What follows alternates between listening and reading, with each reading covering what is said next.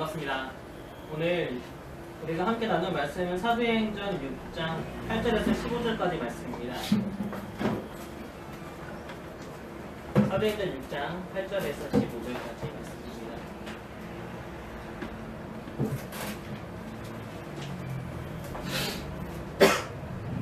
네, 다 찾으셨으면요, 제가 먼저 읽고 한 절씩 교독하도록 하겠습니다. 스데반이 은혜와 권능이 충만하여 큰 기사와 표적을 민간에 행하니 이른바 자유민들 즉 구레네인, 알렉산드라인, 길르기아와 아시아에서 온 사람들의 회당에서 어떤 자들이 일어나 스데반과 더불어 논쟁할세. 스데반이 지혜와 성령으로 말함을 그들이 능히 당하지 못하여 사람들을 매수하여 말하게 하되 이 사람이 모세와 하나님을 도독하는 말을 하는 것을 우리가 들었노라 하게 하고 백성과 장로와 서기관들을 충동시켜 와서 잡아가지고 공회에 이르러 거짓 증인들을 세우니 이르되 이 사람이 이 거룩한 곳과 율법을 거스러 말하기를 받지 아니하는도다. 그의 말에 이 나사렛 예수가 이곳을 헐고 또 모세가 우리에게 전하여 준 규례를 고치겠다 함을 우리가 들었노라 하거늘 공회 중에 앉은 사람들이 다 스데반을 주목하여 보니 그 얼굴이 천사의 얼굴과 같더라. 아멘. 오늘 점심에요, 좀 바빴어요.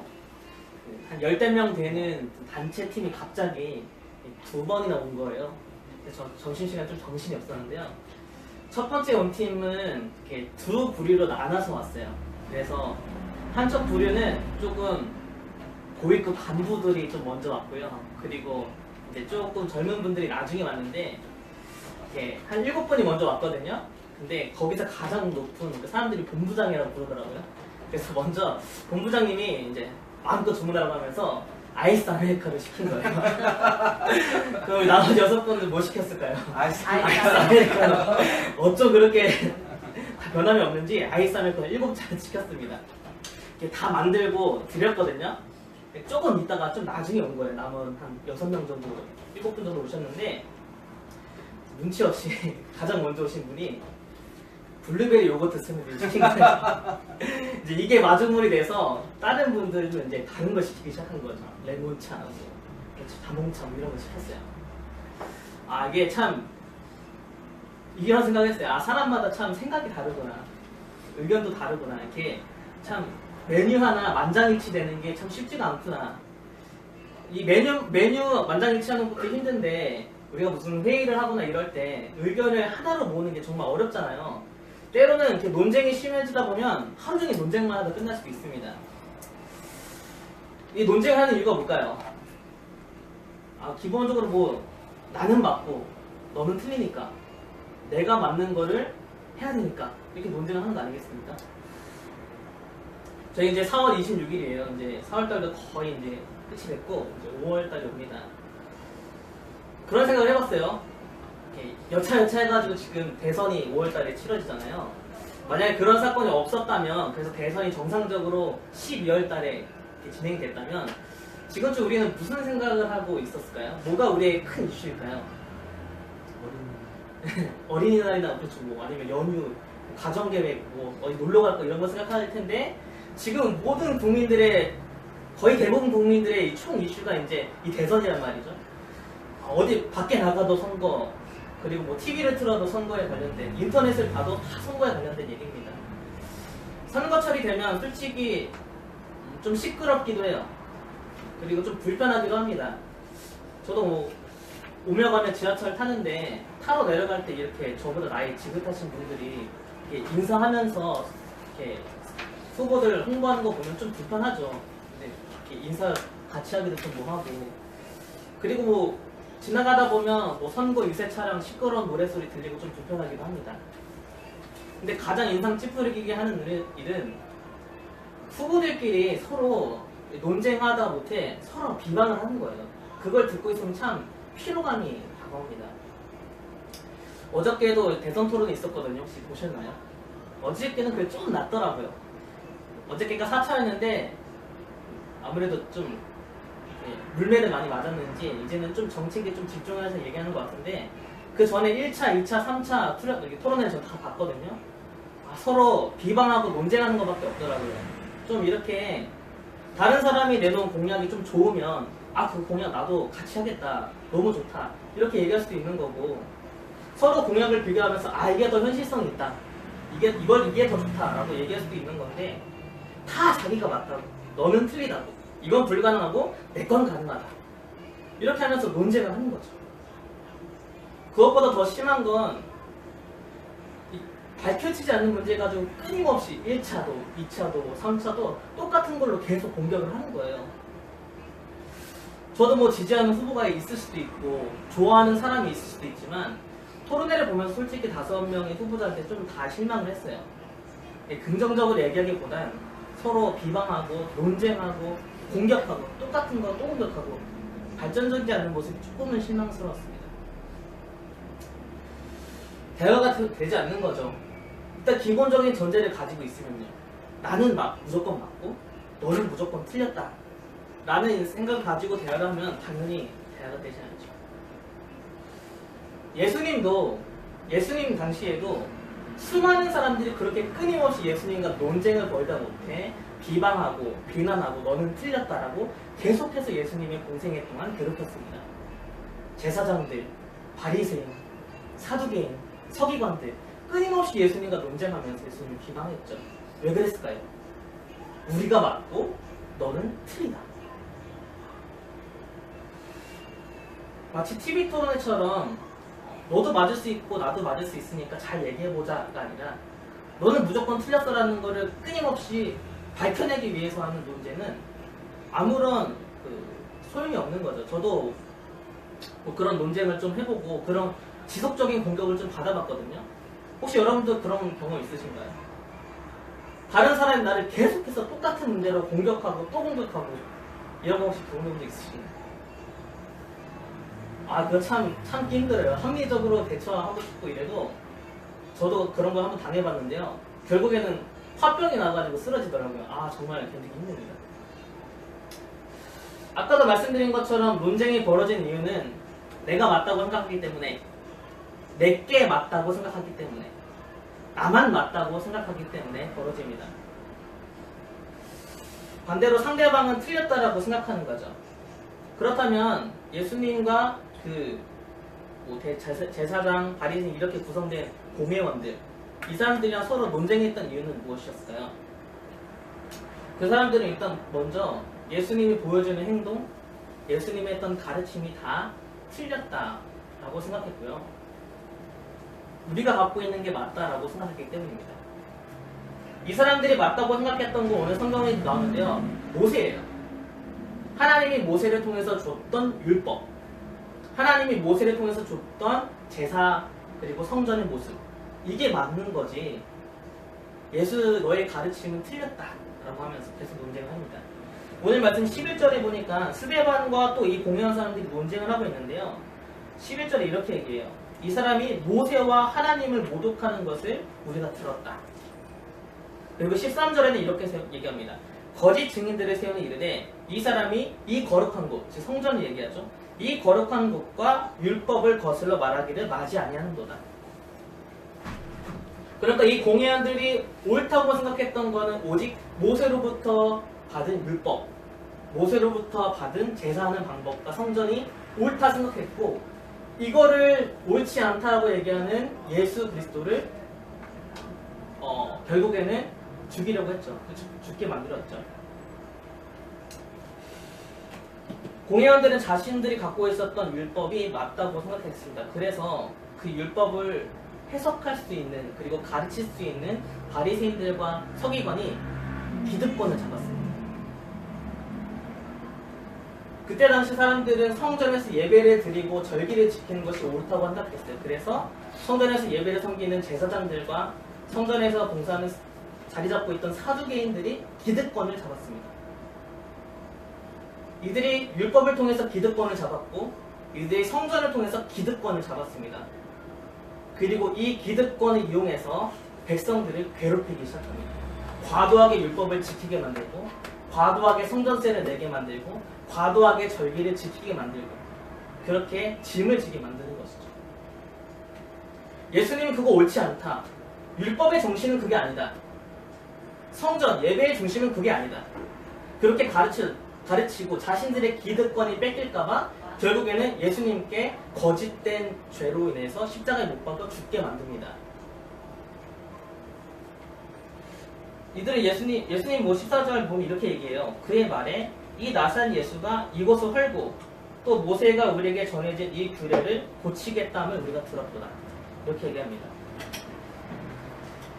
기득권을 위해서 그리고 자신들의 이익을 위해서 이 만들어진 율법 그리고 이 종교의 모습 또 예배의 모습을 예수님은 잘못됐다라고 그것이 원래 율법이 얘기하려는 게 아니다. 원래 예배는 예배, 성전의 예배가 뜻하는 게 아니다라고 가르쳐 주심에도 불구하고 이 사람들은 자신들의 기득권을 위해서 자기들이 맞다라고 주장하는 거죠. 조금 복잡했는데요.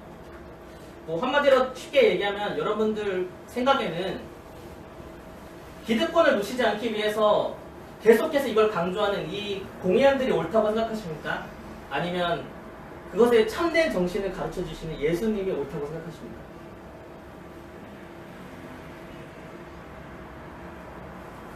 그렇다면 여러분들은 내가 옳다고 생각해요? 아니면 예수님이 옳다고 생각해요?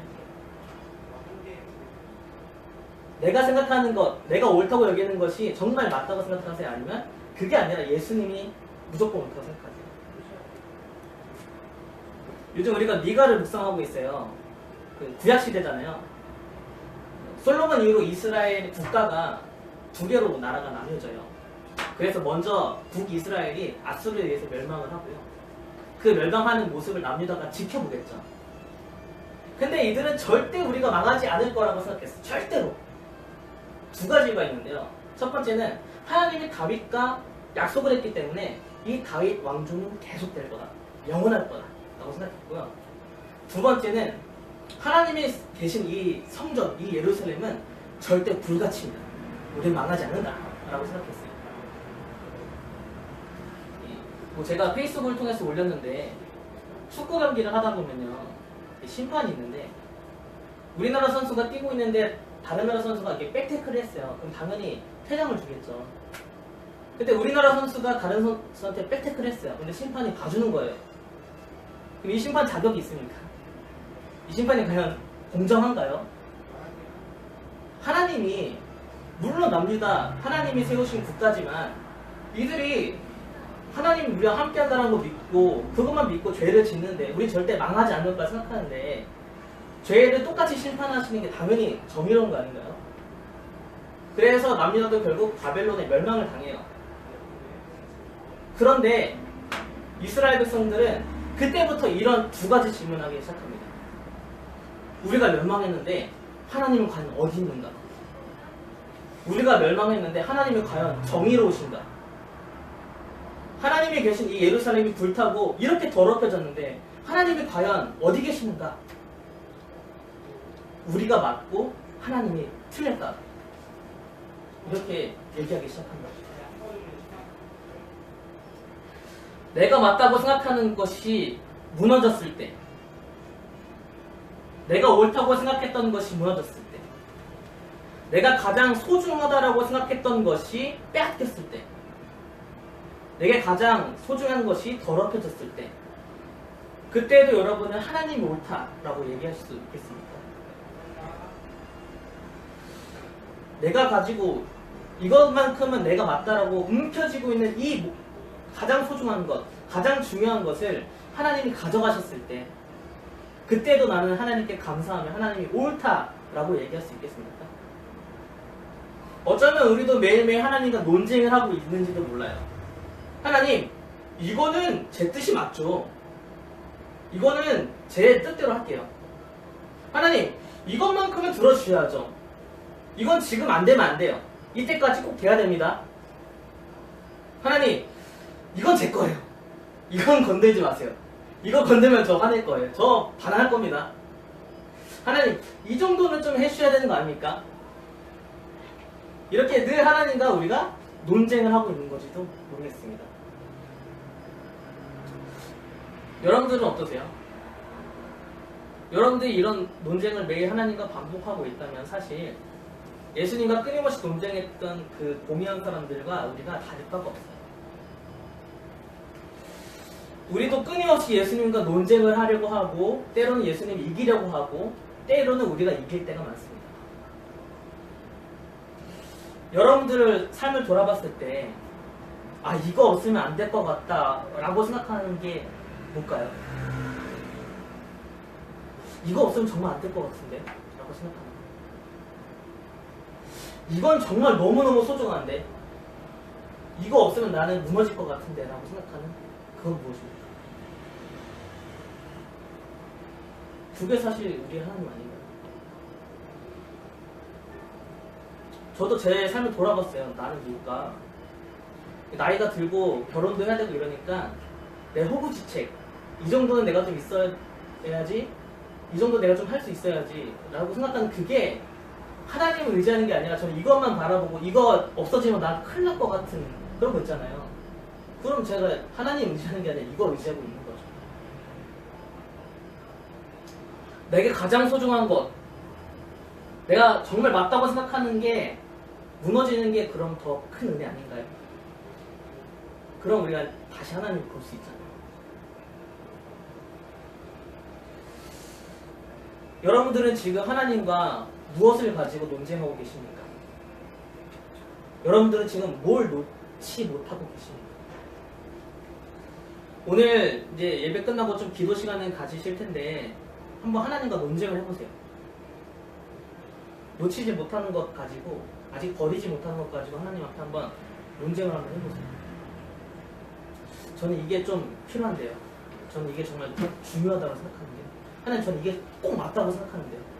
이건 꼭 해야 된다고 생각하는데요. 어때요? 맞는 건가요? 그러면서 뭐가 더 중요하고 뭐가 더 하나님의 뜻이고 뭐가 더 옳은 건지를 발견하는 그런 시간 되기를 정말 간절히 소망합니다. 오늘 말씀의 주인공은 스데반입니다.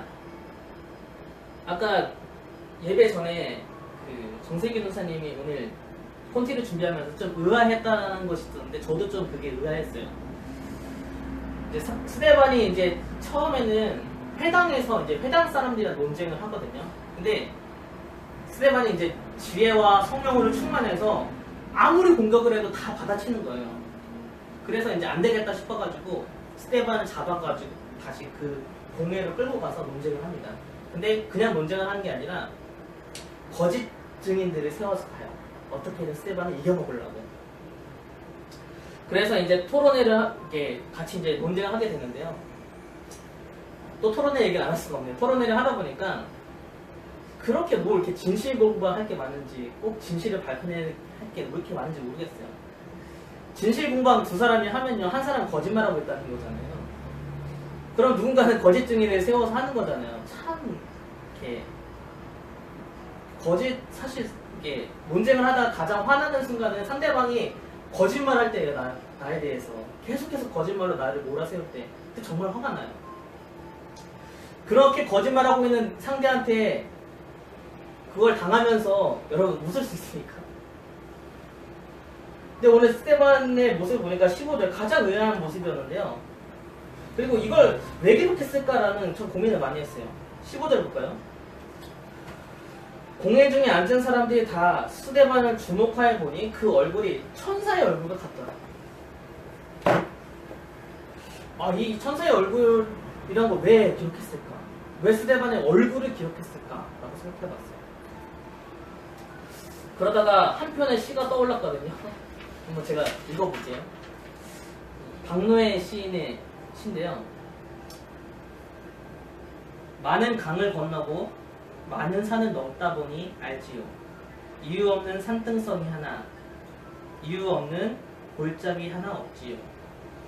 그냥 지나가는 시간이 없고 그냥 불어가는 바람도 없지요. 얼굴은 얼의 골. 내가 걸어온 사연의 행로는 내 얼굴에 고스란히 새겨져 있으니 줄은 편다고 지워지지 않지요. 줄은 진다고 낡아지지 않지요. 피할 수 없는 시간의 발자국에 둘이 짓눌려 구겨지지 말기를. 월의 골짜기가 무너지지 않기를. 뭐 이런 시입니다. 얼굴에 우리가 지나온 시간들, 우리가 겪어온 일들이 다 담겨져 있다는 그런 내용입니다. 이 사람 하면 뭐 이런 표정, 이런 얼굴이 떠오르는 게 있죠.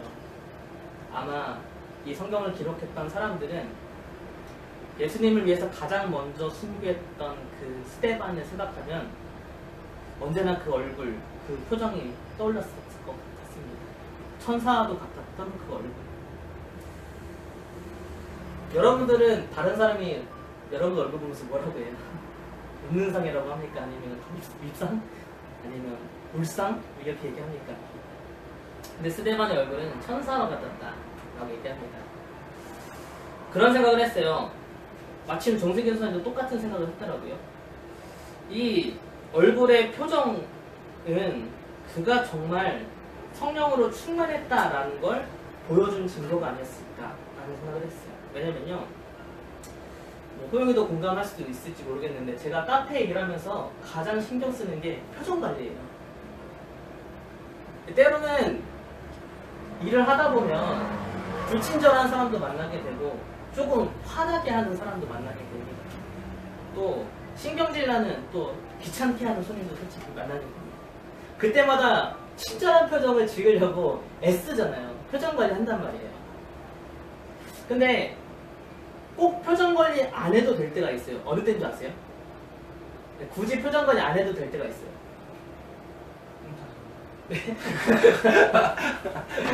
언제냐면요, 제 마음이 사랑으로 가득 차 있을 때, 누구도 용납할 수 있을 때, 그때는 그냥 표정 관리 안 해도 돼요. 내 안에 예수 그리스도의 사랑으로 가득 차 있으면요, 성령의 생각과 뜻으로 가득 차 있으면요, 그 표정이 나타나요. 왜냐면요, 성령의 첫 번째 열매가 사랑이거든요. 그리고 성경에 보니까 이 사랑은 허다한 허물도 덮는다 라고 기록하고 있습니다. 사랑하는 사람은 오래 참고, 사랑하는 사람은 온유하고, 사랑하는 사람은 무례히 행동하지 않고, 사랑하는 사람은 성내지 않고 악한 것을 생각하지 않는다. 사랑하는 사람은 모든 것을 참고 모든 것을 견디고, 그래서 따로 표정 관리를 할 필요가 없는 거죠. 스데반의 마음이 그렇지 않았어요. 예수 그리스도의 사랑으로 가득 차고 성령의 그 생각과 뜻으로 가득 차 있어서 그렇게 웃을 수 있고, 이제 곧 있으면 보겠지만 자기에게 돌을 던져서 자기를 죽이는 사람들을 향해 용서할 수 있는 그런 마음을 가지지 않았을까 생각합니다. 제가 요즘 표정 관리가 잘 안 돼요. 용납도 잘 안 되고 용서도 잘 안 돼요. 제 마음이 온유하지도 못해요. 그런 거 보면 제 안엔 예수님의 사랑이나 성령의 뜻으로 가득 차 있지 않은 것 같아요. 내 뜻으로 가득 차 있는 것 같아요. 그래서 저는 오늘 조금 기도가 더 많이 필요할 것 같아요. 여러분들은 어떠신가요? 여러분들이 요즘 어떠신가요? 여러분들 마음에는 예수 그리스도의 사랑으로 가득 차 있고 성령의 뜻과 생각으로 가득 차 있습니다. 저는 좀 기도가 필요할 것 같은데 여러분들은 기도의 시간이 많이 필요할 것 같으신가요? 그럼 오늘 이 말씀 가지고 두 가지를 함께 기도했으면 좋겠습니다. 함께 기도.